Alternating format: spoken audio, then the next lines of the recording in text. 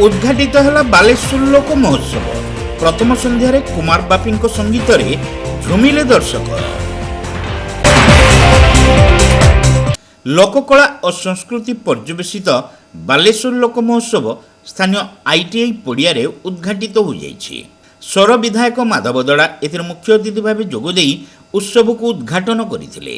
ये बालेश्वर जिला दिग्दर्शन दिए सारा ओडिशा को। ये माटीर महक, ये संस्कृति कलार महक, व्यासकवि फकीरमोहन सेनापति का महक एवं कविगुरु कवि वरनाथ राय जो महक ताकर जो दया दामे आम माटीर महक को आज ये प्रतिपादित करने एवं ये महक सारा राज्य में केमती फूलर बास्ना दब से महक को आज प्रतिपादित करने जो बालेश्वर लोक महोत्सव नाम करा जाइछि। एवं मो धन्यवाद देवी ये बालेश्वर माटी जो युव नेतृत्व ये माटी जहाँ को अपेक्षा करिछि आगामी दिन में ये युव नेतृत्व नेबे दल मत जाति वर्ण सब विशेष सब युवक माने आज ये अनुष्ठान रे कार्य करुचंती भारी खुशी लगुची एवं ये माटी प्रतिपादित करिछि।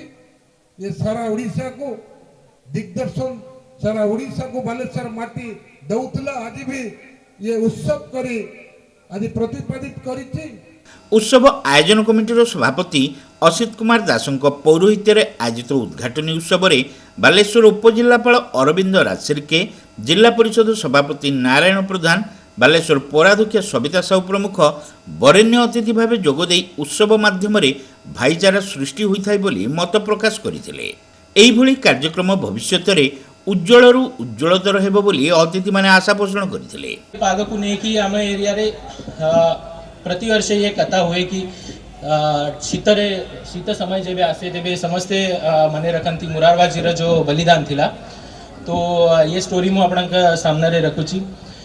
मु एतेका कही कि मोर ये जो छोटा वक्तव्य थिला सेटा शेष करीबी आमर जो बालेश्वर लोक महोत्सव आमर जो जुआ माने समस्ते मते एटी डाकिले तांकु धन्यवाद। मु आउथरे कहूची मु मोर जो ओडिया रे एक्सपीरियंस अछि सेटा 2 वर्ष रे अछि। तो किछि क्षमा हे किछि भूल भाल हेतिबा क्षमा करंतु।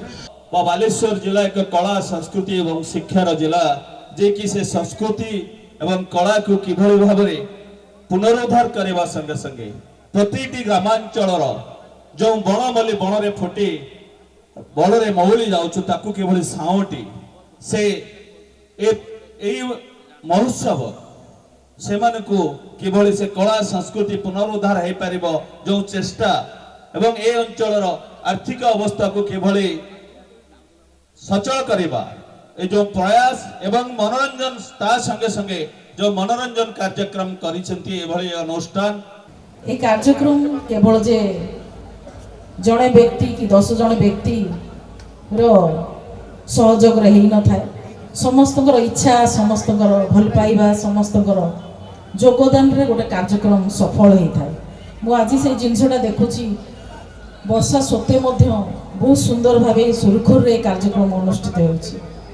ये कार्यक्रम भी भाईचारा उन्नति ये सबुर भी उदाहरण भाईचारा सृष्टि करे जन जनक प्रति भल पाइबा एवं केयर करिबा जोटा सेटा मध्य ए कार्यक्रम रही थाए। एटा सफल करि थाए।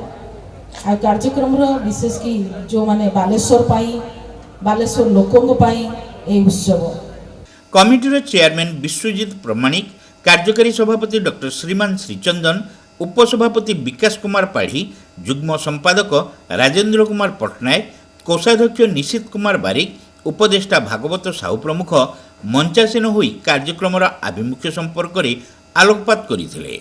कमिटीर अभिज्ञ उपदेष्टा मंडली परामर्शक्रमे बालेश्वर युववर्ग प्रथम थर पई एहिभଳି एक महोत्सव आयोजन करिसेंती। यह डिसेम्बर 6 तारिख पर्यंत अर्थात 8 दिन धरी चलिबो। ଏଥିରେ ବିଭିନ୍ନ ବର୍ଗର 300ରୁ ଉର୍ଦ୍ଧ୍ୱ ଷ୍ଟଲ୍, ରାମଦୋଳି, ମାରୁତି ସର୍କସ୍, ମୀନା ବଜାର ଦର୍ଶକମାନଙ୍କୁ ମନୋମୁଗ୍ଧ କରିବ ବୋଲି କମିଟିର କର୍ମକର୍ତ୍ତାମାନେ ଆଶା ପ୍ରକାଶ କରିଛନ୍ତି। ରାଜ୍ୟ ସରକାରଙ୍କ ସଂସ୍କୃତି ବିଭାଗ ପକ୍ଷରୁ 4 ଗୋଟି ଦଳ ବିଭିନ୍ନ ସନ୍ଧ୍ୟାରେ ସାଂସ୍କୃତିକ କାର୍ଯ୍ୟକ୍ରମମାନ ପରିବେଷଣ କରିବେ। ଏହା ସହିତ ସ୍ଥାନୀୟ ପ୍ରତିଭା ଓ କୁନି କୁନି କଳାକାରମାନେ ମଧ୍ୟ ସେମାନଙ୍କ ପ୍ରତିଭା ପ୍ରଦର୍ଶନ କରିବେ। କାର୍ଯ୍ୟକ୍ରମରେ ବିଭିନ୍ନ ପ୍ରତିଭାମାନଙ୍କୁ ପୁରସ୍କୃତ କରାଯିବ। ଓଡ଼ିଶାର ବିଶିଷ୍ଟ କଣ୍ଠଶିଳ୍ପୀ, ସୁନାମଧନ୍ୟ ନୃତ୍ୟଶିଳ୍ପୀ ଏବଂ କଳାକାରମାନେ ସାଂସ୍କୃତିକ କାର୍ଯ୍ୟକ୍ରମରେ ଅଂଶଗ୍ରହଣ ପୂର୍ବକ ଦର୍ଶକମାନଙ୍କୁ ମନୋରଞ୍ଜନ କରିବେ ବୋଲି କର୍ମକର୍ତ୍ତାମାନେ ସୂଚନା ଦେଇଛନ୍ତି।